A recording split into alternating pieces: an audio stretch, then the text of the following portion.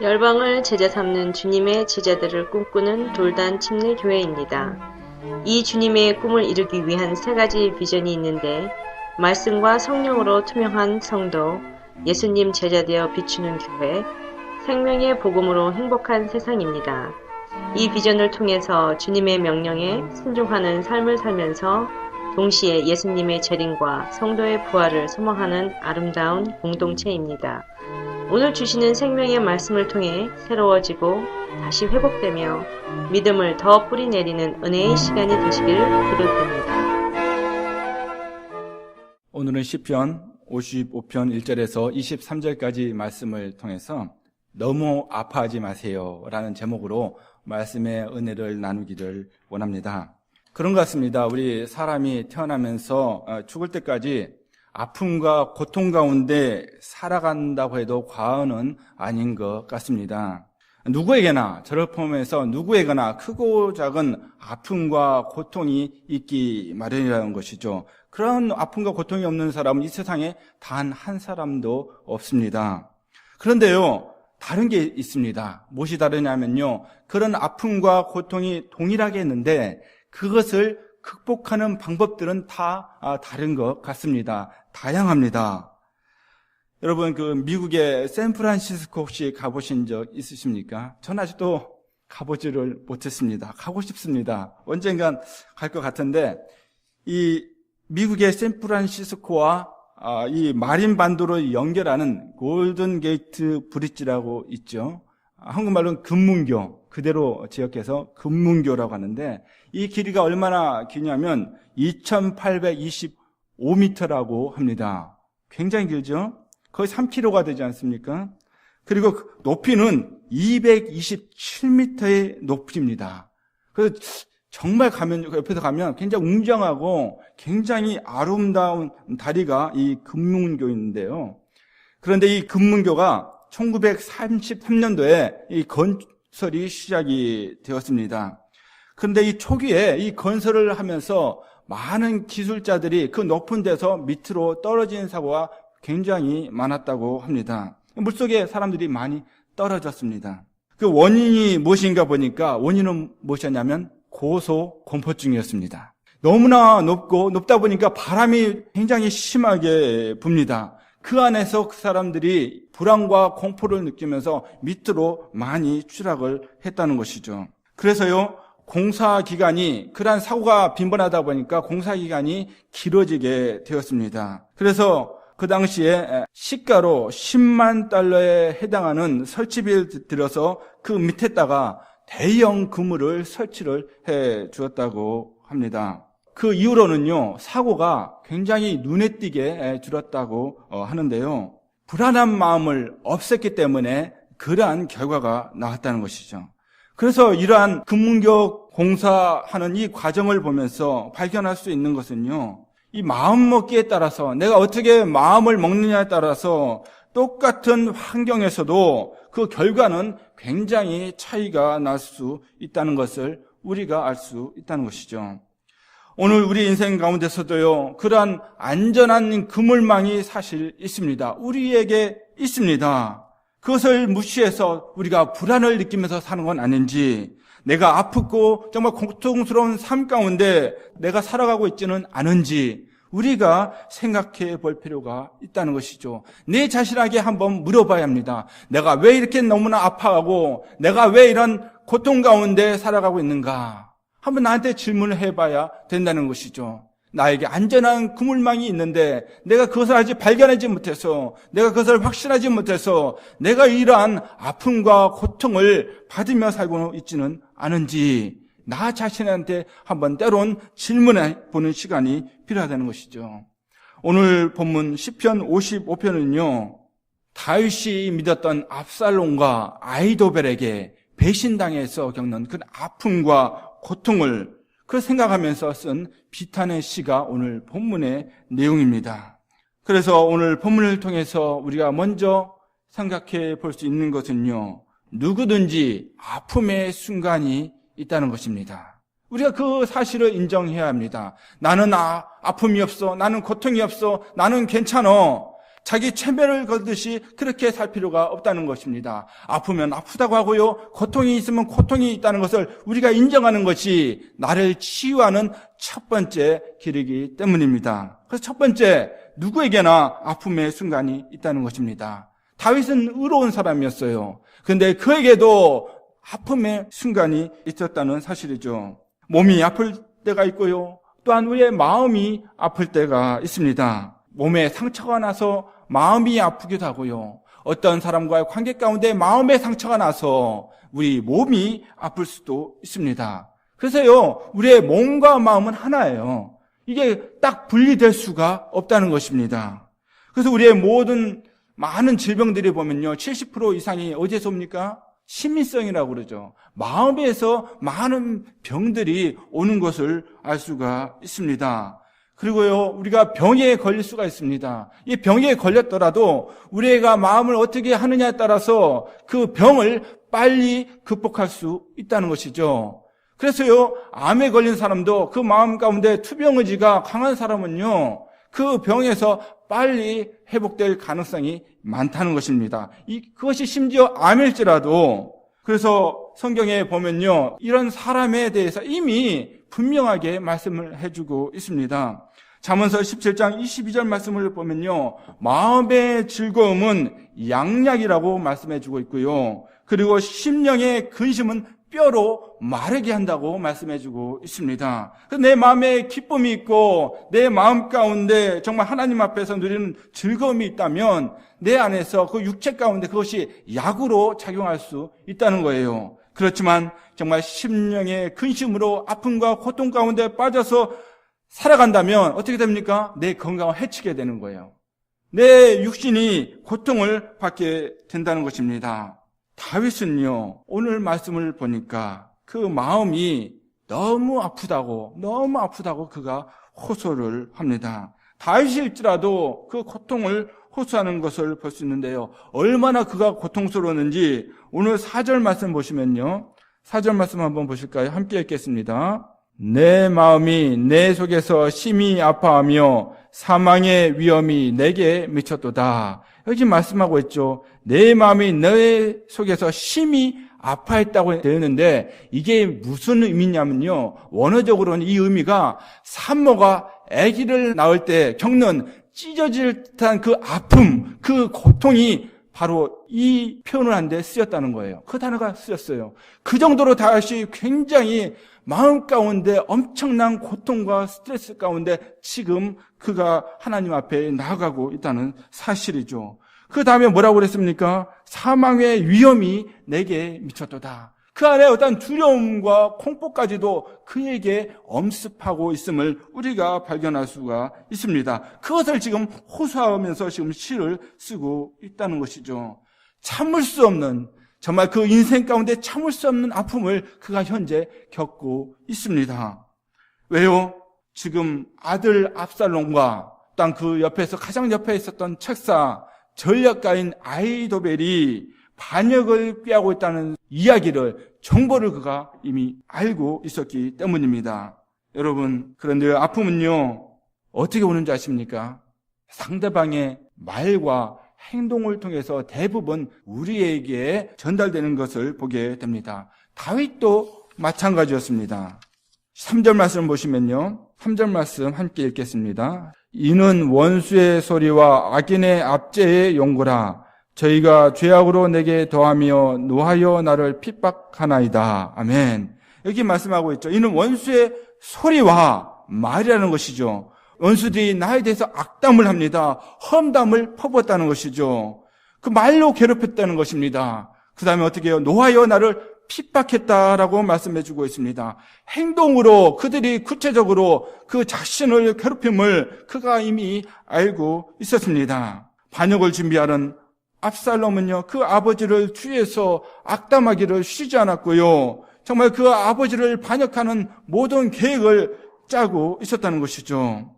사무엘하 15장 3절 말씀 함께 읽겠습니다. 압살롬이 저에게 이르기를 내일이 옳고 바르다마는 내 송사들을 사람을 왕께서 세우지 아니하셨다 하고, 이게 무슨 말이냐면요, 압살롬이 이야기하는 거예요. 압살롬이 이제 많은 백성들이 다윗 왕에게 옵니다. 왜요? 그들의 관계 가운데 문제가 있을 때 송사를 하려고 다윗 왕에게 와요. 그런데 다윗 왕에게 가는 그 사람들 앞에서 압살롬이 있다가 그들을 잡습니다. 그러면서 하는 말이 뭐냐면 왕에게 가봐야 아무 소용없다. 왕한테 가봐야 너희들을 대신해서 얘기해 줄 그런 사람들이 아무도 없기 때문에 갈 필요가 없다. 그러면서 어떻게 합니까? 나한테 오라고 그 사람들의 마음을 도적질을 합니다. 그러면서 간접적으로요, 아버지는 나쁜 왕이라고, 의롭지 못한 왕이라고 왕을 공격을 합니다. 저 왕한테 가면 소통이 안 돼. 저 왕한테 갈 필요가 없어. 여론을 조장하는 것을 볼 수가 있다는 것이죠. 그러나 다윗의 마음이 너무 아픈 것은요, 무엇이냐면 사실 그 아픔 자체보다도 이처럼 아픔을 준 사람들 때문이었음을 여러분 기억하시기를 바랍니다. 여러분, 아픔 자체는요, 고통, 일이 힘든 거는요, 할 수 있어요. 그렇지만 감격 가운데 나에게 어떤 사람이 나에게 고통을 주었느냐, 그 사람 때문에 더 힘들 수 있다는 것이죠. 다윗의 고통은 그것이었습니다. 그 사람들을 11절에서 표현합니다. 어떻게 표현합니까?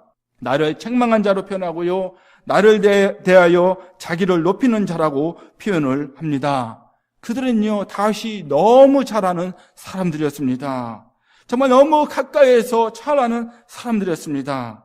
그래서요, 다윗이 얘기합니다. 차라리 그 사람들이 내 원수였다면, 그 사람들이 차라리 나의 대적자였다면 내가 피했고 내가 딴 데로 가서 내 나름대로 내가 그 사람들을 대해서 대적했을 텐데, 그런 얘기를 해요. 그런데요, 그런 사람들이 아니었다는 것이죠. 우리 12절 말씀 한번 읽어볼까요? 12절 말씀 시작. 나를 책망한 자가 원수가 아니라 원수일진데 내가 참았으리라. 나를 대하여 자기를 높이는 자가 나를 미워하는 자가 아니라 미워하는 자일진데 내가 그를 피하여 숨었으리라. 아멘. 12절 말씀 읽고 이해하시려면 참 오랜 시간이 걸립니다.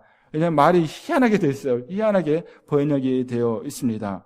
원수가 아니라 원수일진데 이게 무슨 말입니까? 아닌데 또 원수예요? 자, 이해가 안 되죠? 예, 원수라는 거예요. 만약에 원수라면 내가 그들이 그리고 자기를 높이는 자라면 내가 참고 내가 피했을 것이다. 그런 방법을 내가 취했겠지만은 이러지도 저러지도 못하는 굉장한 고통 가운데 내가 있습니다. 그런 표현이에요. 여러분, 나를 대하여 여기 보니까 나를 대하여 자기를 높이는 자는요, 이 추측컨대 압살롬을 말하는 것 같습니다. 왜냐하면 좀 전에도 말씀드렸지만은 이 왕한테 가는 사람들을 꼬셔서 그 마음을 도적질하고 자기 자신을 의로운 사람이냐 그렇게 얘기했던 사람이 압살롬이었거든요. 자기를 높였거든요. 그러면 거기에 해당한 사람은 압살롬밖에 없습니다. 그리고 두 번째, 나를 책망한 자는 누구일까? 나를 책망했다는 것은요, 나 자신에 대해서 험담하고 나를 깎아내린 사람을 얘기하고 있거든요. 근데 이 사람을 누구일까?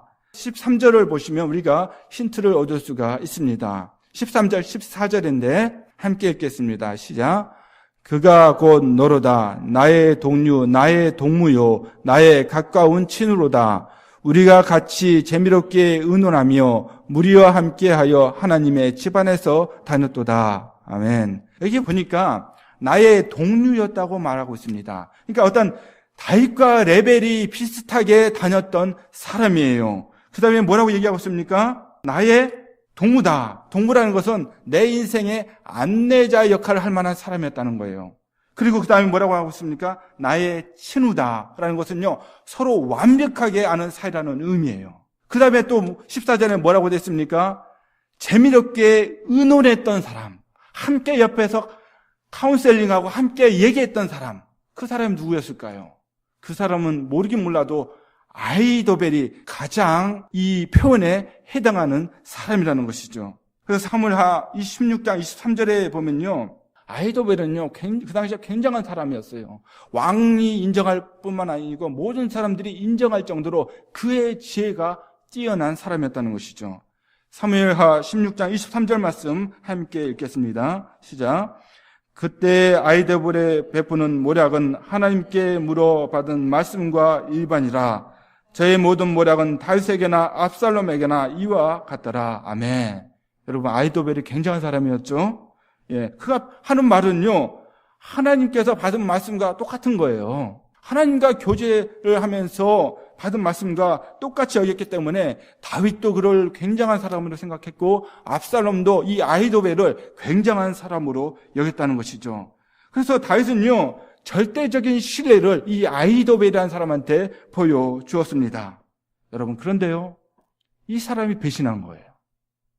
이 사람이 배신했어요. 여러분, 그 고통이 어떻겠습니까? 이 엄청난 고통이라는 것이죠. 이 산모가 겪는 그 고통의 이상의 고통을 다윗이 겪으면서 이 시를 오늘 쓰고 있었다니까요.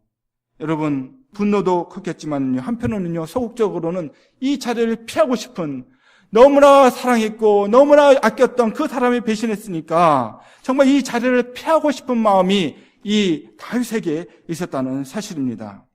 6절, 7절 말씀 한번 보시겠습니다. 나의 말이 내가 비둘기같이 날개가 있으면 날아가서 편히 쉬리로다. 내가 멀리 날아가서 광야에 거하리로다. 셀라. 여러분, 다윗은요, 힘이 없는 사람이 아니에요. 하나님의 도심으로 모든 전쟁에서 이겼던 맹장입니다. 군주입니다. 싸움에서 진 적이 없어요. 근데 그가 무슨 얘기를 합니까? 피하고 싶다고. 이 자리를 떠나고 싶다고. 그가 얘기를 합니다. 왜요? 대적자가 원수가 아니에요. 나의 아들이고요. 내 가장 옆에서 측근 중에 측근이었던 사람이 바로 아히도빌. 그 사람이 지금 배반을 했기 때문입니다. 사랑하는 성도 여러분, 혹시 사시면서 이런 배신을 혹시 당해본 적 있으십니까? 내가 가장 믿었던 사람, 나와 가장 친했던 사람, 그런 사람들로부터 여러분 속된 말로 뒤통수 맞아본 적 있으십니까? 여러분, 그랬을 때 우리의 심정이 아마도 다윗처럼 화도 나고 보고 싶지도 않고 피하고 싶은 그런 마음이었지 않았을까 생각이 듭니다. 너무 사랑하는 사람이었으니까. 제가 고등학교 2학년 때 학생회 회장을 했습니다. 근데 회장을 하면서 총무하고 관계가 굉장히 안 좋았어요. 굉장히 안 좋았고, 근데 이 총무했던 이 친구는 회의할 때마다 회의도 잘 참석 안 했죠. 근데 회의를 한다고 딱 참석을 하면요, 반대를 위한 반대를만을 합니다. 계속 무슨 일을 하든지 딴지를 겁니다. 근데 고3 때였는데요, 그 친구와 같은 반이 됐어요. 저 보기도 싫은데 또 고3 때 중요한 시간에 또 같은 반이 됐어요. 서로 얼굴조차 이제 마주치기 싫었는데, 그래서 길거리에서는 서로 얼굴도 모른 척 했어요. 그 정도로 싫었어요. 참으로 제 마음이 아픈 기간이었습니다. 굉장히 기쁘지 않았어요. 왜 교회 다니면서 왜 내 마음이 이런 마음으로 하나님을 섬기고 해야 되는가? 정말 싫었습니다. 그런데 1년이 지나서 대학교에 가게 됐습니다. 그래서 아침마다 새벽마다 큐티를 합니다. 그런데 그 본문이 기억나지 않아요. 근데 큐티를 하면요, 정말 항상 그 한 말씀이라도 적용하려고 제가 애를 썼습니다. 할 수 있는 것 위주로. 근데 그때 적용해야 될 것이 친구들과의 관계에 관련된 문제였던 것 같아요. 말씀 본문이. 그러면서 적용점을 그 친구한테 편지를 써야겠다는 적용점을 삼았어요. 그래서 새벽에 편지를 씁니다. 한참 쓰다가 이상해, 또 꾸깁니다. 다시 지웁니다. 그걸 몇 번 했어요. 썼다가 지웠다가. 제가 잘못한 게 없거든요. 근데 화해의 편지를 써야 돼요. 또 하나님께서 주시는 적용점이에요. 그걸 해야 돼요. 결국은 썼습니다. 써가지고 별을 붙여서 보냈어요. 어떻게 됐겠습니까? 결국은요, 그 친구와 화해를 하게 됐어요. 그 편지가 계기가 돼가지고 저도 그 친구 집에 가고 그 친구도 저희 집에 오가는 또 그 화해하는 그런 관계가 되었습니다. 하나님께서 하신 거죠. 그렇죠? 그런 마음의 부담을 주셔서 그것을 순종했더니 화해가 되게 해 주셨습니다. 여러분, 우리 인생 가운데는요, 누구나 어떤 아픔의 순간이 올 수가 있습니다. 그러면요, 내 눈앞에 당한 시련이 너무 크면 우리 어떻게 생각합니까? 왜 저에게 이런 시련을 주십니까? 왜 저에게만 이런 고통을 주십니까? 우리가 하나님께 말씀드릴 수가 있습니다. 그렇지만요, 우리 중에 그 어느 누구도 이런 고통을 안 당해본 사람이 없다는 것이죠. 때는 우리가 말을 하지 않기 때문에 모를 수가 있습니다. 하나님께서 세우신 교회도 마찬가지입니다. 혼자서 신앙생활하지 말고 함께 신앙생활을 하라고 하나님께서 이 땅 가운데 교회를 세우신 줄 믿습니다. 왜요? 아픔과 고통이 있을 수 있지만은 성숙해지라고, 서로 사랑하라고, 서로 섬기라고 이 땅 가운데 교회를 세우신 줄 믿습니다. 그러면요, 교회 생활을 잘하면요, 성숙하게 되어 있습니다. 사랑하게 되어 있습니다. 왜요? 섬김의 대상이 있기 때문에 우리가 같이 성장을 할 수 있다는 것이죠. 그러한 공동체를 우리에게 허락해 주신 줄 믿습니다. 우리가 감사해야 돼요. 때로는 우리에게 아픔과 고통이 있다면요, 그것이 우리가 성숙할 수 있는 절호의 기회라고 감사하는 마음을 가지시기를 바랍니다. 이제 6월 첫째 주부터 목장 모임을 가질 텐데요. 이 목장 모임의 목적은요, 성경 공부가 목적이 아닙니다. 친교가 목적이 아니에요. 뭐냐면요, 영혼 구원하는 것이 첫 번째 목적입니다. 그것을 위해서요, 친교합니다. 그것을 위해서 때로는 우리가 충고하며 기도합니다. 때로는요, 말씀도 잠깐 볼 수도 있어요. 그렇지만요, 누가 오느냐에 따라서, 대상에 따라서 굉장히 유동적으로 그 모임을 가질 수 있는 것이 영혼 구원을 위한 목장 모임의 그런 모습입니다. 그 모임을 가지려고 그래요. 그래서요, 정말 바라기는요, 이 모임이 모든 연령층을 다 포함하고 불신자와 신자를 포함하고 그 가운데 서로 중보기도 하며 그런 모임이 됐으면 좋겠습니다. 우리 이민 생활을 하는 가운데 얼마나 말 못한 그런 사연들이 많습니까? 그걸 말할 데가 없어요. 속으로 끙끙 앓습니다. 그러다가요, 극단적인 선택을 하기도 하고요. 그러다가 또 화를 내기도 하고요. 그렇게 살아가는 것이 정말 불신자들의 삶이 대부분 그렇다는 것입니다. 그런 가운데 서로 무엇이든지 다 얘기하게 하고요. 무엇이든지 다 받아주고요. 그래서 뭐 어떤 내용이든지 기도할 만한 것은 서로 기도해주고요. 그러면요, 어떻게 생각하겠습니까? 아, 내가 몰랐던 좋은 모임이 여기 있구나. 여기는 하나님을 믿는 모임이구나. 그러면서요, 사람들이 그 모임에 관심을 갖게 될 줄 믿습니다. 여러분, 그러한 모임을 사모하시기를 바랍니다. 하나님께서 허락하시는 치유의 역사가 그 가운데 일어날 줄 믿습니다. 마음이 치료 안 받고 우리의 몸이 치유받는 그러한 역사가 주님께서 허락해 주실 줄 믿습니다. 그러한 모임을 소망하는 저와 여러분 되기를 주님의 이름으로 축원합니다. 다윗이 관계 속에서 당한 엄청난 아픔을 어떻게 해결했는지 우리는 그 방법을 알고 실천을 해야 합니다. 그 방법은요, 아플 때는요, 하나님께 맡겨야 된다는 것이죠. 제가 말씀 안 들어도 너무 잘 아는 사실이죠. 아플 때는 하나님께 맡겨야 된다는 거예요. 근데 왜 다시 제가 이 말씀을 드릴까요? 안 맡기니까. 아픈데도요, 안 맡겨요. 괜찮다고 그래요.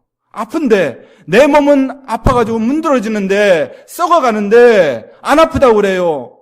스스로 자조합니다. 아니라는 것이죠. 아플 때는요, 맡겨야 됩니다. 누구에게요? 하나님께 철저히 맡겨야 될 줄 믿습니다.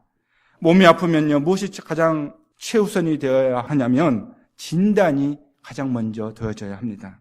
진찰을 해야 되고요, 검사해야 되고요, 문진을 해야 합니다. 의사들이 보통 그렇게 하죠. 그래서 저는 병원에 갔는데요, 의사가 저한테 질문을 별로 안 하면 좀 신뢰가 좀 덜 갑니다. 질문을 해야죠.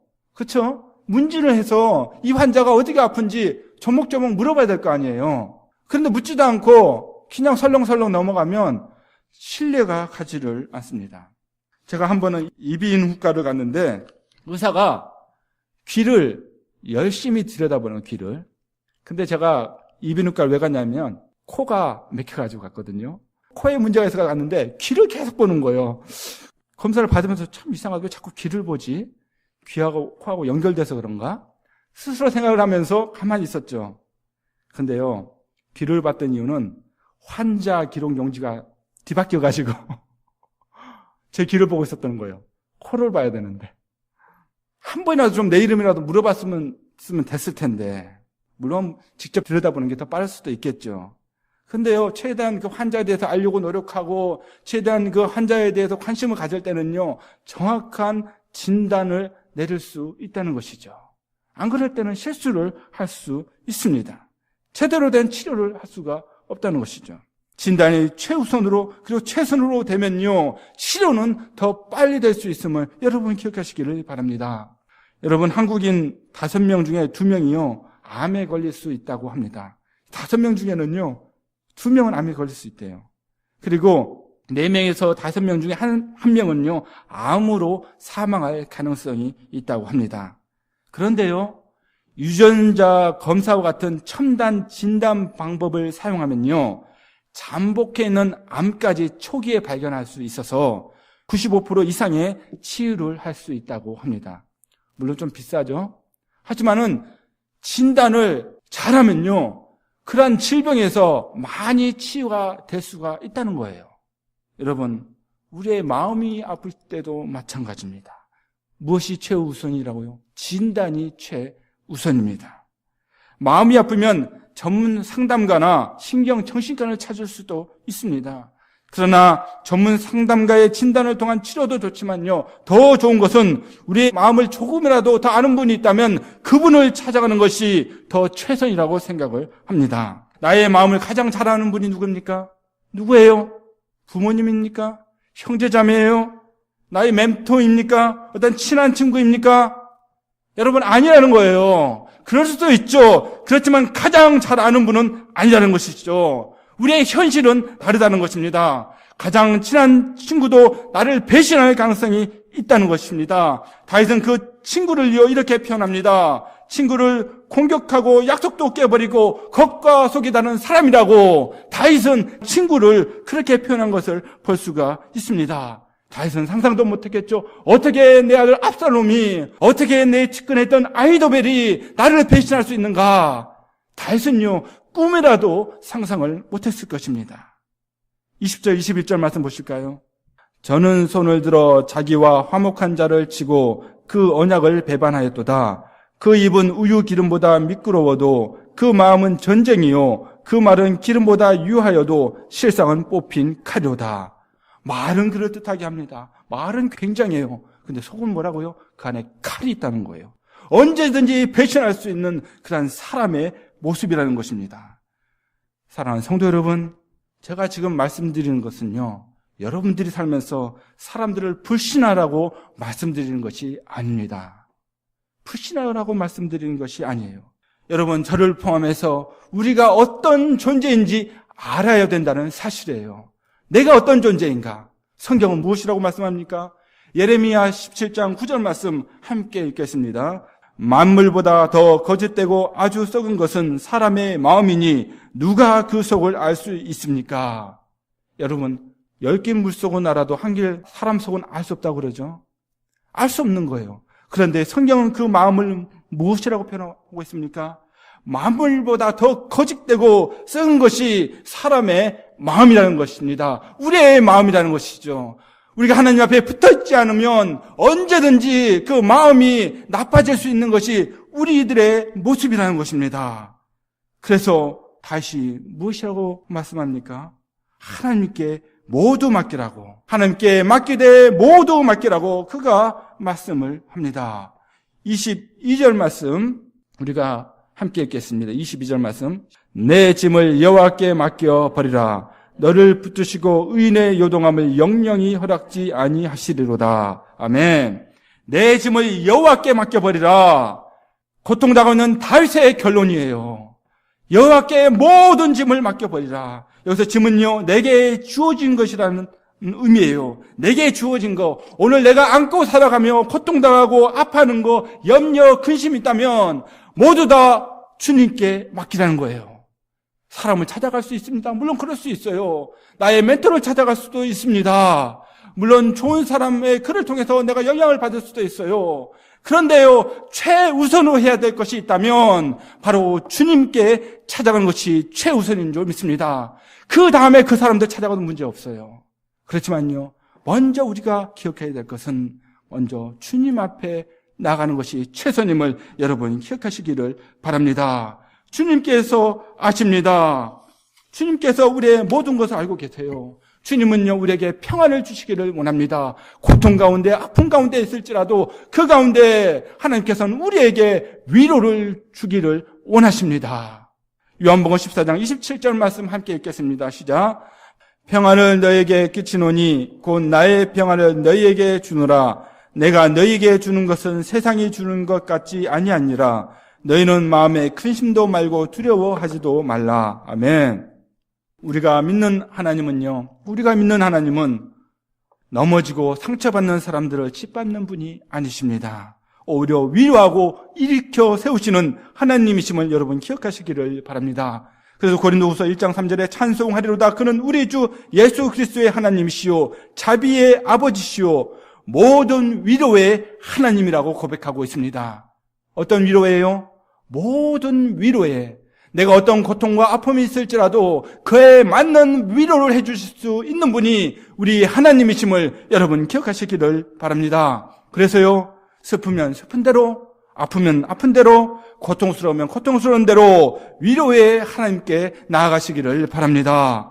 시편 기자는요, 친구들한테 배신당한 그 감정 그대로 탄식하며 하나님 앞에 나아갔습니다. 오늘 본문 1절 2절 말씀 함께 읽겠습니다.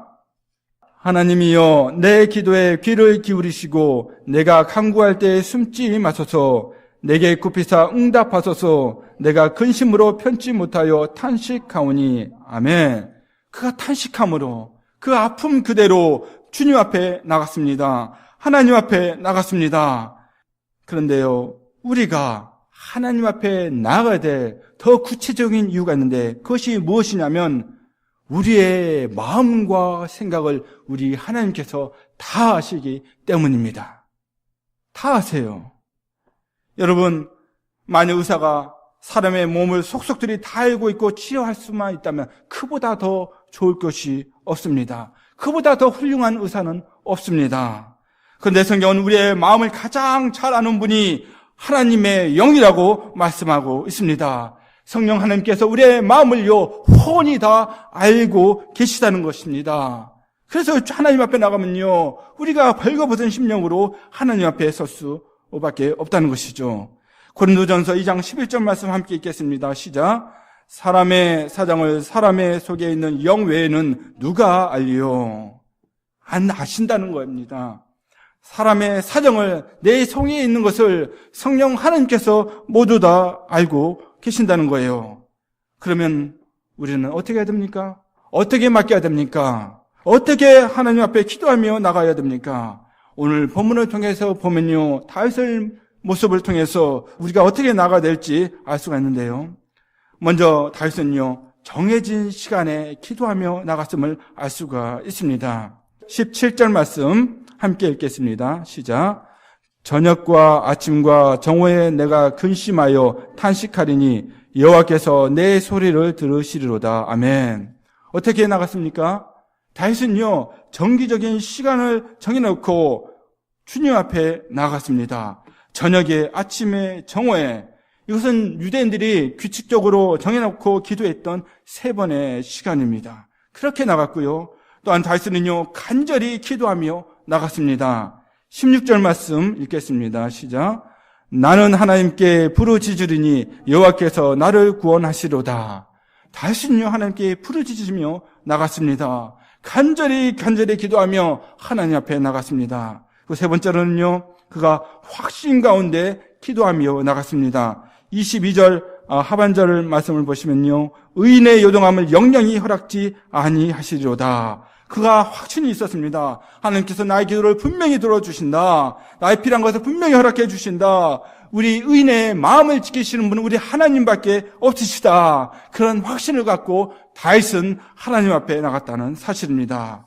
사랑하는 성도 여러분, 우리가 그런 확신 가운데 주님 앞에 나아가야 될 줄 믿습니다. 우리의 마음과 생각을 지키실 분은 우리 주님밖에 없다고 그런 확신을 갖고 기도하며 간구하며 주님 앞에 나아가야 될 줄 믿습니다. 다윗이 친구에게 배신당하고 심히 아픈 마음을 가지고 사람을 찾지 않고 먼저 하나님을 그가 찾았습니다. 이것은요 다윗의 최선의 선택입니다. 하나님의 사람들이라면 반드시 따라야 할 영적인 선택인 줄 믿습니다. 자기만 믿는 사람들은요 결코 이런 선택을 할 수가 없습니다. 그러나 하나님의 능력만을 믿는 사람들에게는요, 당연한 선택이라는 것이죠. 어느 누구에게나 괴로움의 순간이 있습니다. 마음이 아플 때가 있습니다. 그때 하나님께 무릎 꿇어 보시기를 바랍니다. 물론 기도하는 자세가 사람에 따라 다를 수가 있습니다. 그런데요, 저는요, 기도할 때 무릎을 꿇는 경우가 많이 있습니다. 그렇게 해왔습니다. 그러면요, 제 마음의 자세도 바뀌는 것 같아요. 여러분, 사람 앞에 무릎 꿇는 것은 자존심 상할 수 있죠. 그렇지만 위로의 하나님, 크신 하나님 앞에 무릎 꿇는 것은요, 자존심 상할 일이 없다는 것이죠. 오히려 우리의 마음을 낮아지게 합니다. 우리가 더 겸손해지고 순종의 자세를 갖게 하는 것을 우리가 볼 수 있습니다. 그런 마음으로 주님 앞에 나가는 저와 여러분이 되기를 원합니다. 사람이 태어나면서 죽을 때까지 아픔과 고통 속에서 살아가게 됩니다. 때론 인간관계 속에서 배신과 반대와 악담과 험담을 들으며 살 수도 있습니다. 우리 예수님도 공생 동안에 병자를 고치셨습니다. 복음을 선포하셨습니다. 그리고 가르치셨습니다. 그런데요, 하나님의 말씀을 아는 사람들로부터 공격을 받으셨습니다. 그리고 제자들이 배신을 했습니다. 채찍에 맞으셨습니다. 고통을 당하셨습니다. 그러나 예수님은요, 그 아픔과 그 큰 상처를 어떻게 해결하셨습니까? 바로 겟세마네 동산에서 기도하시면서 맡기신 가운데, 하나님께 모든 것을 맡기시는 가운데 해결하신 줄 믿습니다. 그 입으로 누구도 원망을 하지 않으셨습니다. 사랑하는 성도 여러분, 우리의 인생 가운데 최고로 안전한 그물망이 있음을 여러분 기억하시기를 바랍니다. 그분이 누구십니까? 우리 하나님이신 줄 믿습니다. 우리 주님이신 줄 믿습니다. 그 주님 앞에 나아가시길 바랍니다. 여러분 혹시 아픈 마음이 있으십니까? 그렇다면요, 여러분 확신을 가지시길 바랍니다. 그 아픔을 우리 주님께서 가장 잘 아십니다. 여러분 혹시 그 아픈 마음을 해결하기 원하십니까? 그렇다면요, 그 마음을, 그 아픔을, 그 고통을 주님께 맡기시기를 바랍니다. 우리 주님께서 세상에 줄 수 없는 가장 큰 위로로, 모든 위로로 우리를 위로해 주실 줄 믿습니다. 우리의 모든 아픔을 싸매어 주실 줄 믿습니다. 그 하나님의 치유함을 받는 저와 여러분이 되기를, 2015년도가 되기를 주님의 이름으로 축원합니다. 기도하시겠습니다.